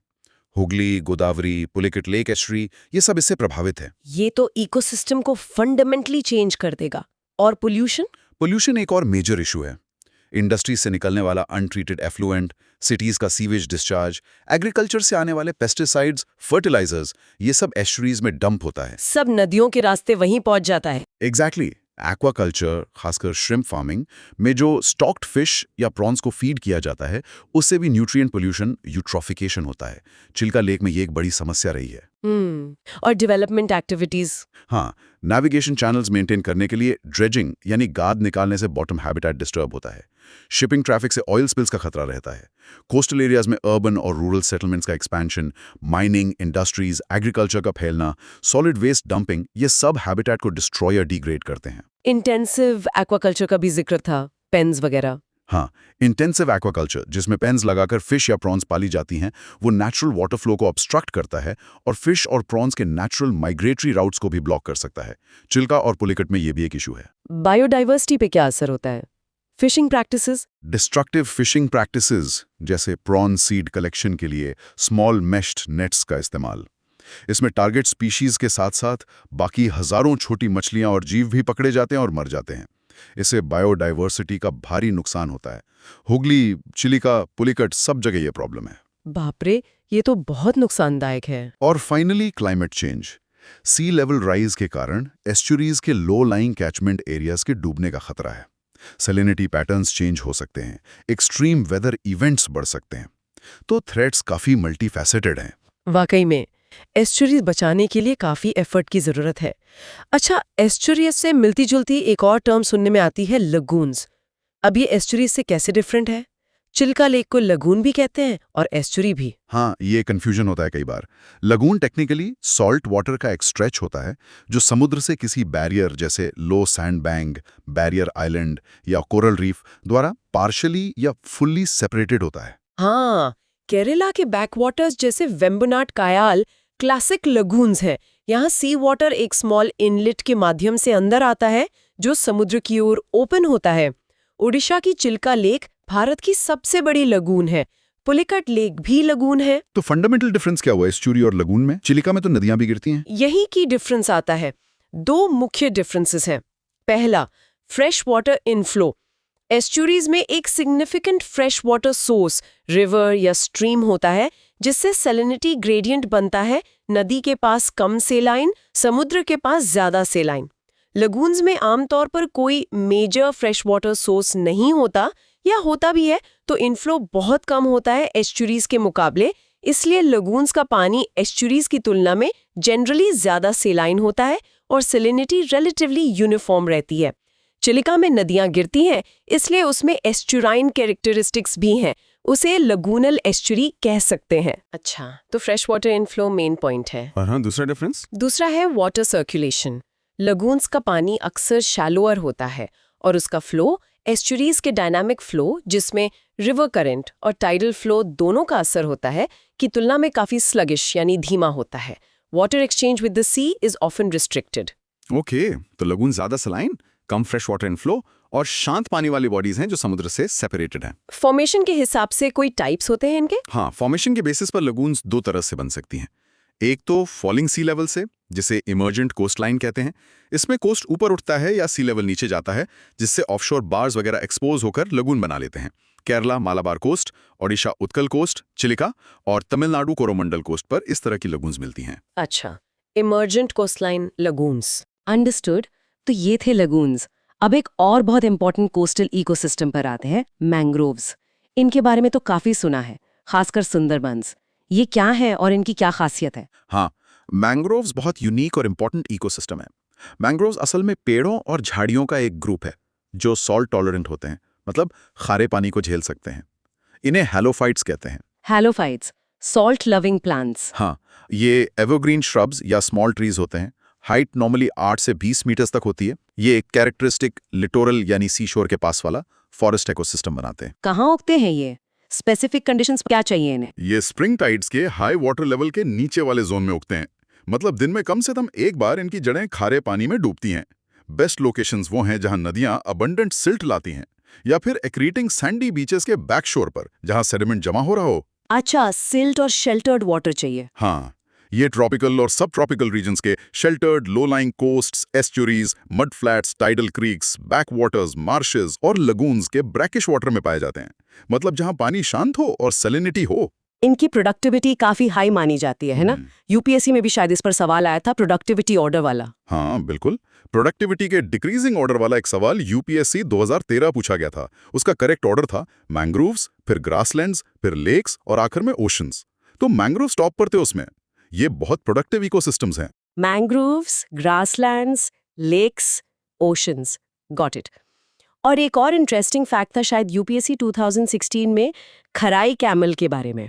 हाँ, वो भी बड़ा यूनिक था। खराई कैमल, जो भारत में खासकर गुजरात में पाई जाने वाली एक ब्रीड है, वो सी वाटर में 3 किलोमीटर तक तैर सकती है और मैंग्रोव्स पर ग्रेज करती है। ये उनकी एक खास अडेप्टेशन है उस एनवायरनमेंट के लिए। वाओ, तैरने वाले ऊंट जो मैंग्रोव्स खाते हैं, वाकई दिलचस्प है। पर मैंग्रोव्स इन मुश्किल हालातों में, खारा पानी, हाई टाइड, लो टाइड और सबसे बड़ी बात पानी में डूबी मिट्टी जिसमें ऑक्सीजन की कमी होती है, सर्वाइव कैसे कर लेते हैं? What are their secrets? What are their adaptive mechanisms? यही तो मैंग्रोव्स की खासियत है। What's fascinating here is उन्होंने कमाल के मॉर्फोलॉजिकल यानी शेप एंड स्ट्रक्चर रिलेटेड और फिजियोलॉजिकल यानी फंक्शनल एवोल्यूशनरी अडेप्टेशंस डेवलप किए हैं ताकि वे lack of oxygen, high salinity और डायरेनल टाइडल इनंडेशन, रोजाना ज्वार भाटे का आना जाना में सर्वाइव कर सकें। अच्छा, क्या है वो स्पेसिफिक एडेप्टेशंस? सैलिनिटी से कैसे डील करते हैं? हाई सैलिनिटी से निपटने के कई तरीके हैं। कुछ स्पीसीज अपनी पत्तियों में स्पेशल सॉल्ट सिक्रीटिंग ग्लैंड्स रखती हैं जिनसे एक्स्ट्रा सॉल्ट बाहर निकाल दिया जाता है। पत्तियों पर नमक के क्रिस्टल्स दिखते भी हैं कई बार। Salt glands? हाँ। अच्छा। कुछ दूसरी स्पीसीज अपनी जड़ों के लेवल पर ही सॉल्ट एब्जॉर्प्शन को रोकती हैं, मतलब सॉल्ट को अंदर आने ही नहीं देती। इसे सॉल्ट एक्सक्लूजन कहते हैं। और पानी बचाने के लिए, इवेपोट्रांसपिरेशन कम करने के लिए इनकी पत्तियां अक्सर मोटी और फ्लैशी सक्युलेंट होती हैं। संकिन स्टोमेटा भी होते हैं जो पत्ती की सरफेस के अंदर धसे होते हैं ताकि ड्राइंग विंड से बच सकें। कमाल है। और जड़ों का क्या? सुना है इनकी जड़ें भी काफी स्पेशल होती हैं। लैक ऑफ ऑक्सीजन से कैसे निपटते हैं? एब्सोल्युटली। जड़ों का सिस्टम तो इनका मास्टर स्ट्रोक है अडेप्टेशन का। पानी में डूबी मिट्टी में ऑक्सीजन नहीं होती, वो एनारोबिक या एनॉक्सिक होती है। रेस्पिरेशन प्रॉब्लम होती है। इससे निपटने के लिए मैंग्रोव्स ने special aerial breathing roots develop की हैं जिन्हें प्न्यूमाटोफोर्स कहते हैं। प्न्यूमाटोफोर्स? ये क्या होती हैं? ये जड़ें मिट्टी से ऊपर हवा में पेंसिल या फिंगर की तरह निकल आती हैं। इन्हें ब्लाइंड रूट्स भी कहते हैं। इन पर छोटे पोर्स होते हैं जिनसे ये सीधे हवा से ऑक्सीजन एब्जॉर्ब करती हैं। जैसे स्नॉर्कल काम करता है पानी के अंदर सांस लेने के लिए, एविसीनिया जैसी स्पीशीज में ये कॉमन है। Snorkel roots. हाँ। ठीक है। और स्टेबिलिटी के लिए सॉफ्ट मड में टिके कैसे रहते हैं? स्टेबिलिटी के लिए इनमें स्टिल्ट रूट्स या प्रॉप रूट्स होती हैं। ये फाइब्रस सपोर्ट रूट्स होती हैं जो मेन ट्रंक से निकलकर चारों तरफ फैल जाती हैं और पेड़ को एंकर करती हैं, सहारा देती हैं। राइजोफोरा या रेड मैंग्रोव में ये आर्चिंग प्रॉप रूट्स बहुत प्रोमिनेंट होती हैं। हाँ, वो फैली हुई जड़ें देखी हैं तस्वीरों में। कुछ पेड़ों में बट्रेसेस भी होते हैं। ये लार्ज वाइड सपोर्ट रूट्स होती हैं जो शैलो रूटेड ट्रीज के चारों ओर फैली होती हैं। एडवेंटिशियस रूट्स भी होती हैं जो ग्राउंड लेवल के ऊपर मेन ट्रंक से निकलती हैं। ये कॉम्प्लेक्स रूट सिस्टम मैंग्रोव्स को स्ट्रॉन्ग वेव एक्शन और डेली टाइडल इनंडेशन से बचाता है। ये एडेप्टेशन का क्लासिक एग्जाम्पल है। वाकई कमाल के एडेप्टेशंस हैं। और रिप्रोडक्शन में भी कुछ खास है शायद, विविपैरिस रिप्रोडक्शन करके कुछ। हाँ, विविपरी या विविपैरिटी इनका एक और ब्रिलियंट एडेप्टेशन है। इसमें क्या होता है कि सीड या एम्ब्रियो पेड़ पर फल के अंदर लगे लगे ही जर्मिनेट कर जाता है। एक सीडलिंग बन जाता है फल के अंदर ही। पेड़ पर ही जर्मिनेशन। हाँ, जब ये सीडलिंग जिसे प्रोपोग्यूल करते हैं पेड़ से गिरता है तो वो स्पेयर जैसा होता है और तुरंत नीचे सॉफ्ट मड में धंसकर जड़ पकड़ सकता है। उसके बह जाने या खराब होने का खतरा कम हो जाता है। ये सर्वाइवल चांस बढ़ाता है। इनक्रेडिबल। तो ये सारे अडेप्टेशंस मिलकर मैंग्रोव्स को इन चैलेंजिंग कोस्टल एनवायरनमेंट्स का मास्टर बनाते हैं। अब आते हैं इंडिया में मैंग्रोव्स पर। ये कहाँ-कहाँ मिलते हैं? सुंदरबंस तो सबसे फेमस है। हाँ, भारत में दुनिया का कुछ बेहतरीन मैंग्रोव कवर है। सुंदरबंस, जो वेस्ट बंगाल और बांग्लादेश में फैला है, वो दुनिया का लार्जेस्ट सिंगल ब्लॉक है टाइडल हेलोफाइटिक मैंग्रोव्स का। इसका नाम यहाँ मिलने वाले सुंदरी मैंग्रोव ट्री हेरिटेरिया फोम्स से मिला है। सुंदरी ट्री? अच्छा। ये इको ज्योग्राफी पूरी तरह टाइडल इफेक्ट पर डिपेंडेंट है। नदियां सिल्ट लाती हैं, टाइड्स उसे चैनल्स में डिपॉजिट करती हैं, जिससे रिवर बेड ऊंचा होता है, नए आइलैंड्स और क्रीक्स बनते रहते हैं। ये बहुत डायनामिक सिस्टम है। और सुंदरबंस की सबसे यूनिक बात? यूनिक फीचर ये है कि ये एकमात्र मैंग्रोव फॉरेस्ट है जहां टाइगर्स रहते हैं, रॉयल बंगाल टाइगर। ये उनका एक यूनिक एडेप्टेशन है इस एनवायरनमेंट के लिए। Wow, tigers in mangroves. और मेजर फौना टाइगर के अलावा? टाइगर जो एंडेंजर्ड है के अलावा salt water crocodile least concern, river terrapin, olive ridley turtle vulnerable, Ganges river dolphin endangered, hawksbill turtle, mangrove horseshoe crab, ये सब इंपॉर्टेंट फौना है सुंदरबंस के। काफी रिच बायोडाइवर्सिटी है। ईस्ट कोस्ट पर और कहाँ है मैंग्रोव्स? ईस्ट कोस्ट पर सुंदरबंस के बाद उड़ीसा में भितरकनिका इंडिया का दूसरा सबसे बड़ा मैंग्रोव एरिया है। ये ब्राह्मणी और बैतरानी रिवर डेल्टास को कवर करता है। ये भी काफी रिच है बायोडाइवर्सिटी में, खासकर क्रोकोडाइल्स के लिए जाना जाता है। भितरकनिका उड़ीसा, ठीक है। इसके बाद आंध्र प्रदेश में गोदावरी कृष्णा डेल्टा एक रीजन्स में अच्छे मैंग्रोव्स हैं। तमिलनाडु में पिचावरम और वेदारण्यम में भी हैं, हालांकि वहां एक्वाकल्चर पॉन्ड्स और सॉल्ट पैन्स बनाने के लिए काफी डिग्रेडेशन हुआ है। अच्छा, डिग्रेडेशन भी हुआ है। वेस्ट कोस्ट पर क्या स्थिति है? वेस्ट कोस्ट पे मैंग्रोव्स जनरली उतने एक्सटेंसिव या वेल डेवलप नहीं हैं ईस्ट कोस्ट की तुलना में। ज़्यादातर स्क्रबी, स्टंटेड और डिग्रेडेड मिलते हैं।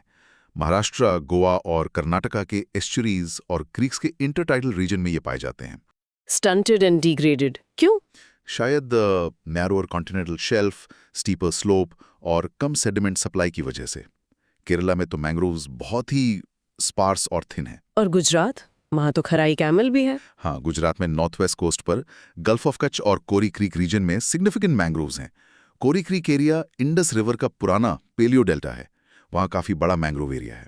Got it. तो डिस्ट्रीब्यूशन काफी वेरीड है इंडिया में। ग्लोबली इनका क्या स्टेटस है?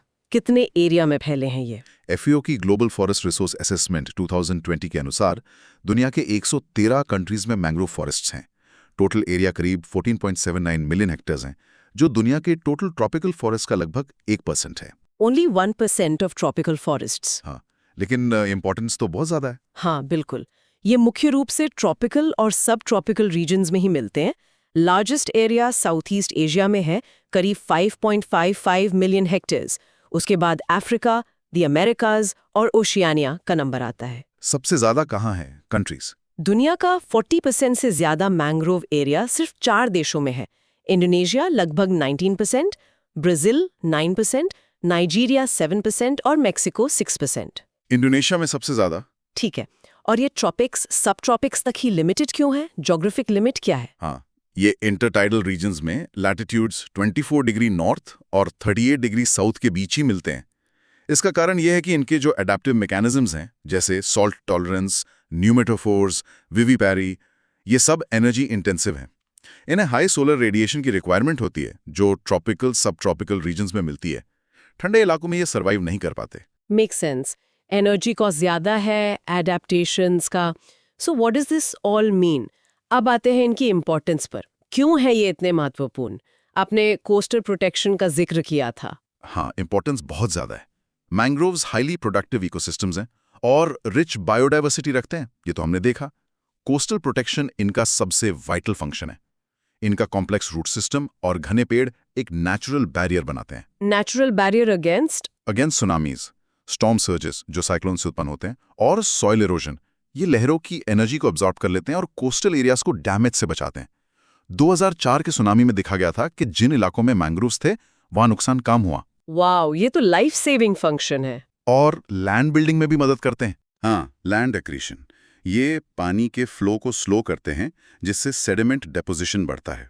धीरे धीरे ये जमीन को समुद्र की तरफ बढ़ाते हैं, लैंड अक्रेशन जोन के रूप में कार्य करते हैं। फ्लड मॉडरेशन भी करते हैं। मॉनसूनल टाइडल फ्लड्स को मॉडरेट करके कोस्टल लोलैंड्स को डूबने से बचाते हैं। और पोल्यूशन एस्चुरीज की तरह? Yes, pollution control. ये रिपेरियन बफर का काम करते हैं। लैंड से आने वाले पोल्यूटेंट्स, सेडिमेंट्स और excess nutrients, heavy metal contaminant सहित को ट्रैप कर लेते हैं, उन्हें मरीन एनवायरनमेंट में जाने से रोकते हैं। नेचुरल न्यूट्रिएंट रिसाइकलिंग को एनहांस करते हैं। और हाँ, ये एक्सीलेंट कार्बन सिंक्स हैं। कार्बन सिंक्स मतलब क्लाइमेट चेंज मिटिगेशन में रोल है? बिल्कुल। ये एटमॉस्फेयर से CO2 एब्जॉर्ब करके अपने बायोमास और सॉइल में स्टोर करते हैं। मैंग्रोव सॉइल बहुत कार्बन रिच होती है, तो इन्हें प्रोटेक्ट करना क्लाइमेट चेंज से लड़ने में भी मदद करता है। फिशरी सपोर्ट का भी जिक्र था पहले। हाँ, फिशरी सपोर्ट ये कई commercially important fishes, shrimps, crabs वगैरह के ब्रीडिंग, स्पॉनिंग और रियरिंग के लिए सेफ और फेवरेबल एनवायरनमेंट प्रदान करते हैं। बहुत सारी कोस्टल फिशरीज मैंग्रोव्स पर डिपेंड करती हैं। और लोकल कम्युनिटीज के लिए? लाइवलीहुड्स कोस्टल कम्युनिटीज के लिए ये एसेंशियल सोर्स हैं। इनसे हनी, टैनिन्स, चमड़ा रंगने के लिए वैक्स, फायरवुड, मेडिसिनल प्लांट्स और कुछ एडिबल प्लांट्स मिलते हैं। फिशिंग के लिए तो इंपॉर्टेंट हैं ही, तो लाइवलीहुड्स के लिए भी क्रूशल हैं। वाकई में मल्टी फंक्शनल इकोसिस्टम है ये। Coastal protection, carbon sink, fisheries, livelihoods, सब कुछ। This raises an important question. क्या मैंग्रोव्स को भी थ्रेट्स हैं एस्चुरीज की तरह? दुर्भाग्य से हाँ, इन्हें भी कई गंभीर थ्रेट्स का सामना करना पड़ता है। ये बहुत वल्नरेबल इकोसिस्टम्स हैं। सबसे बड़े थ्रेट्स क्या है? सबसे बड़ा थ्रेट है conversion for aquaculture, agriculture and salt ponds. Mangrove areas nutrient rich होते हैं, फ्लैट होते हैं, पानी अवेलेबल होता है, तो इन्हें agriculture, shrimp farming, aquaculture, mariculture और सॉल्ट पॉन्ड्स बनाने के लिए बहुत फेवरेबल माना जाता है। हजारों हेक्टर्स मैंग्रोव फॉरेस्ट्स दुनिया भर में commercial shrimp production, paddy cultivation या सॉल्ट पैन्स के लिए क्लियर कर दिए गए हैं। श्रिम्प फार्मिंग का क्या इम्पैक्ट होता है? श्रिम्प फार्मिंग में श्रिम्प्स को स्पेसिफिक डाइट दी जाती है, जिसमें केमिकल्स भी हो सकते हैं। ये फूड चेन में एंटर करते हैं। वेस्ट प्रोडक्ट्स और अनईटन फूड से पानी में एक्स्ट्रा न्यूट्रिएंट्स आ जाते हैं, जिससे यूट्रोफिकेशन होता है, वाटर क्वालिटी खराब होती है। तो एक्वाकल्चर डबल वार्मिंग है, हैबिटेट लॉस भी और पोल्यूशन भी। हाँ, दूसरा बड़ा थ्रेट है coastal development and lumbering. Ports, harbours, roads, industries, tourism infrastructure, urban expansion, इन सब के लिए कोस्टल वेटलैंड्स, जिनमें मैनग्रोव्स भी शामिल हैं, को कन्वर्ट किया जाता है। डिफॉरेस्टेशन होता है। और लकड़ी के लिए भी कटाई होती है, लंबरिंग। हाँ, मैनग्रोव वुड काफी हार्ड और ड्यूरेबल होता है। इसका इस्तेमाल firewood, charcoal, high quality charcoal बनता है, टिम्बर, बोट बिल्डिंग वगैरह में होता है। पत्तियों का इस्तेमाल फॉडर के लिए होता है। ओवर एक्सप्लॉयटेशन से भी डिग्रेडेशन होता है। कॉन्सिक्वेंस क्या है? हैबिटेट लॉस होता है, क्लाइमेट वल्नरेबिलिटी बढ़ती है, फ्रेश और सॉल्ट वाटर के बैलेंस में इम्बैलेंस आता है, स्पीशीज और जेनेटिक्स डाइवर्सिटी का लॉस होता है। और क्लाइमेट चेंज, उसका क्या असर है? क्लाइमेट चेंज एक बड़ा थ्रेट है। जैसा हमने कहा, कोस्टल वेटलैंड्स कार्बन सिंक का काम करते हैं। जब इन फॉरेस्ट को क्लियर किया जाता है तो सॉइल में स्टोर्ड कार्बन रिलीज होकर एटमॉस्फेयर में जाता है, जिससे क्लाइमेट चेंज प्रॉब्लम और बढ़ती है। अच्छा, डिफॉरेस्टेशन से एमिशन भी होता है? हाँ, और क्लाइमेट चेंज का डायरेक्ट इम्पैक्ट है सी लेवल राइज। सी लेवल राइज से मैंग्रोव्स के डूबने का खतरा है। पानी ज्यादा अंदर तक आएगा, सेलिनिटी बढ़ेगी। कुछ ट्री स्पीसीज इस बढ़े हुए सॉल्ट वाटर इन्फ्लक्स या सर्जिंग टाइड्स को टॉलरेट नहीं कर पाती और मरने लगती हैं। एक्सट्रीम वेदर इवेंट्स, साइक्लोन्स वगैरह की फ्रीक्वेंसी और इंटेंसिटी बढ़ने से भी फिजिकल डैमेज होता है। तो क्लाइमेट चेंज इन्हें डिस्ट्रॉय भी कर रहा है और इनके डिस्ट्रक्शन से क्लाइमेट चेंज बढ़ भी रहा है। विशिष्ट साइकिल है ये तो। बिल्कुल। एक और चैलेंज है रीप्लांटेशन को लेकर। कोशिशें तो होती हैं मैंग्रोव्स को रीप्लांट करने की, रीफॉरेस्टेशन, एफॉरेस्टेशन की, पर वो इफेक्टिव नहीं है। ऑप्टिमम रिजल्ट्स नहीं मिलते। देखिए, natural mangrove forest tropical forest की तरह बहुत स्पीशीज रिच तो नहीं होते, लेकिन उनमें भी अलग अलग स्पीशीज का एक मिक्स होता है, जिनकी अपनी स्पेसिफिक रिक्वायरमेंट्स और फंक्शंस होते हैं। हाँ, जोनेशन होती है। एग्जैक्टली। जहां रीप्लांटिंग की कोशिश की जाती है, वो अक्सर एक ही स्पीशीज, मोनोकल्चर तक लिमिटेड होती है, ना कि उस मिक्स ऑफ स्पीशीज की जो इनिशियली वहां मौजूद थी। तो इस तरह का रीफॉरेस्टेशन या एफॉरेस्टेशन ओरिजिनल हैबिटेट लॉस को पूरी तरह रिवर्स नहीं कर पाता। बायोडाइवर्सिटी और इकोसिस्टम रेजिलियंस उतनी नहीं आ पाती। Protection of existing mangroves is always the better option. ये डिस्कशन वाकई दिखाता है कि ये सभी ecosystems, oligotrophic lakes, eutrophic lakes, estuaries, lagoons, mangroves कितने इंपॉर्टेंट और इंटरकनेक्टेड है। ये था आज का UPSC book Shankar IAS environment का समरी ऑडियो बुक। अगर आपको ये फॉर्मेट हेल्पफुल लगा तो इसे लाइक और शेयर ज़रूर करें ताकि और एस्पिरेंट्स भी बेनिफिट ले सकें। Because God helps those who help others. और सब्सक्राइब करें हमारे चैनल को, जहां आपको और कई अन्य स्टैंडर्ड बुक्स की ऑडियो समरीज मिलेंगी।